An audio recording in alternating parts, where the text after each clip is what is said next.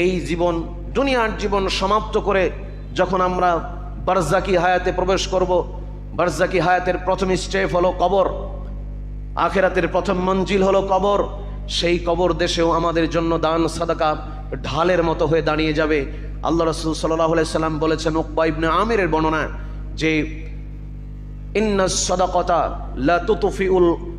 লা তুতফিউ আন আহলিহা হাররাল কুবুর, নিশ্চয়ই দান সাদাকা কবরবাসীর কবরের আযাবকে থামিয়ে দেয়। সুবহানাল্লাহ। এত শক্তিশালী এবং মজবুত একটি ইবাদত আল্লাহ রাব্বুল আলামিন আদম সন্তানদের জন্য বাতলে দিয়েছেন।